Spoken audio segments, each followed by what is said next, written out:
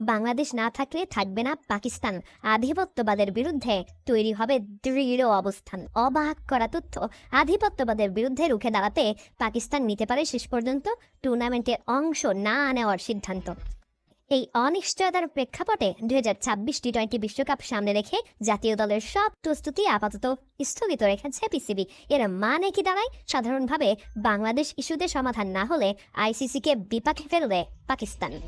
প্রথম আলোচনা ছিল ম্যাচগুলো শ্রীলঙ্কায় সরিয়ে নেওয়া হবে, তবে এক ধাপ এগিয়ে যেন পাকিস্তান। এই প্রেক্ষাপটেই শ্রীলঙ্কায় ভেন্যু সংকট দেখা দিলে বাংলাদেশের ম্যাচ পাকিস্তানে আয়োজনের প্রস্তাব দেয় বলে জানায় জিও সুপার। বোর্ডের দাবি, দেশের সব আন্তর্জাতিক ভেন্যু প্রস্তুত রয়েছে এবং সাম্প্রতিক বছরগুলোতে চ্যাম্পিয়ন্স ট্রফি, একাধিক আইসিসি ইভেন্ট সফলভাবে আয়োজনের অভিজ্ঞতাও রয়েছে তাদের। সুতরাং পাকিস্তানের দিকটাও ভেবে দেখা যায়। পাক গণমাধ্যম জিও সুপারের দাবি, বাংলাদেশ ক্রিকেট বোর্ডের ভারত সফর নিয়ে আপত্তিকে পুরোপুরি যৌক্তিক মনে হচ্ছে পাকিস্তানের কাছে।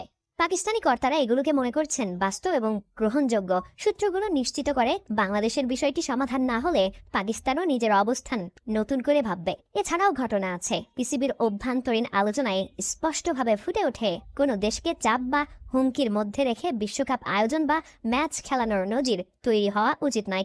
এই জায়গায় পাকিস্তান বাংলাদেশকে প্রকাশ্যে সমর্থন করে যাচ্ছে। আইসিসি এখনো সূচি পরিবর্তনের বিষয়ে অনড়। বাংলাদেশের গ্রুপ সিতে থাকার সিদ্ধান্ত বহাল রয়েছে।